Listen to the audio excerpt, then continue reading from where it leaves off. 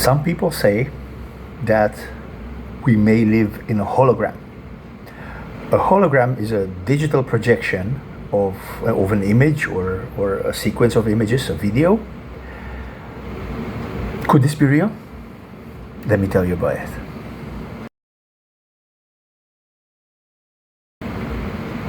Hello everyone, welcome back. This is Xyco, your bad influencer, telling you things you don't want to know and showing things you don't want to see. And no, I'm not going to show you a hologram. So some scientists, and this is, not conspiracy theorists, this is actual people who follow science. They believe that we may live in, we may not be real. So that our reality is basically a hologram, a computer projection of some other intelligence who wrote the program, who wrote us. So basically what they believe is that we ourselves may be artificial intelligence. Why do they say this? Part of the reason, and this is the very simple explanation, is because there are so many glitches in the Matrix. So there are so many things happening that are documented on video where people or animals just get stuck in time. A lot of things that are virtually impossible, they happen. So that's why they call it a glitch in the Matrix, based on obviously the Matrix movie franchise, that we are a computer simulation. So theoretically, this could be true, because, and this is a philosophical question, but this could be more on a digital sequence than philosophy. They say that if a tree falls in the woods and there is nobody there to perceive it, to hear it, it is possible that the falling tree does not make a sound. For those of you who are familiar with video games, basically a game, especially the bigger games, they freeze in time, and the game itself, the mechanics only play the area where you are, or the player or players are currently in. So the no player characters, the computer animated characters, only move and react and talk and do things when there is a player there to perceive it, to experience it. The rest of the time, the computer animated characters are just static. So the whole image freezes because it's not that way. The program does not need so much memory, so much RAM memory, in order to function better. So it can be more fluent.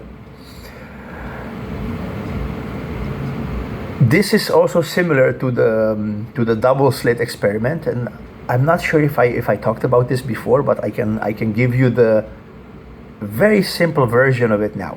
So there is this, and has been done many times. This is not like a coincidence thing. This has been scientifically proven. If you put like a light source on one side and you put something to stop it, like a piece of metal or wood or whatever you put, and then you in that you put two slits, equally wide and equally long, very thin slits. You put it, so in between the projector, you put the stoppage with the two slits in it, and on the other side you put I don't know, like a sheet or a wall or something where the projection is done, right? Supposedly the light particles, they behave differently if they are perceived. So if there is a person watching, or if there is a camera recording, or any type of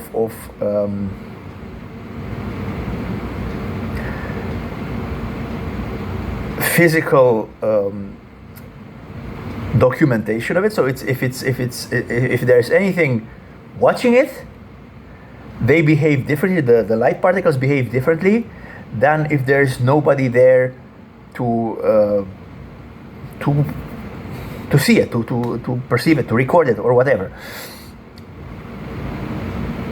I have to apologize. I don't know exactly how they can measure this, because obviously if there's nobody there, how do we know? I know it is scientifically explained.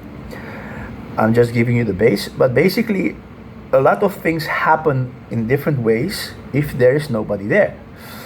So based on that, a lot of, well, some scientists, they say that even the multiverse could be multiple projections, multiple holograms of, well, the same thing. Or so could this be true? I don't know. Maybe. I have a different theory. What if we are not a hologram? What if we are just a figment of the imagination of this other being, whatever that being may be? So why am I saying this? If you are familiar with the way dreams happen inside our minds, right? Scientists have done tests, and so they put all these electrodes and all these machines. They hook you up to the machines, and so your brain activity is measured. And supposedly, a dream lasts about 3 seconds. In our minds, we perceive it as a linear time frame, so we actually see the whole sequence of events happen.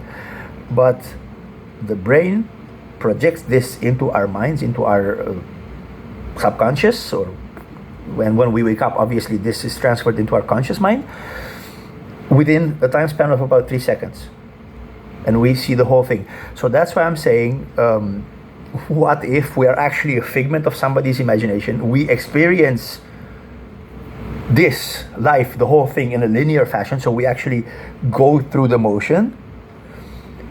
But what if past, present, and future are already happened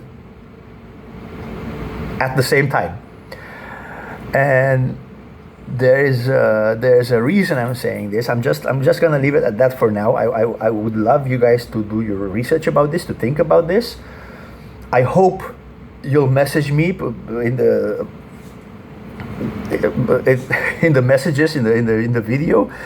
Tell me what you think about it. Tell me your thoughts on it. Tell me if you maybe disagree or agree or whatever, or do your research. Like I said, think for yourself. And on the next video, again, I'm doing this video, and I'm keeping it vague on purpose, because on the next video I have something else coming, and I'd like to get deeper into that. So that's why I don't want to give away too much right now. So for now, again, as always, thank you for watching. Thank you for your patience. I hope you enjoyed it. I hope I gave you something to think about, because that's how we train our minds. That's how we always stay sharp.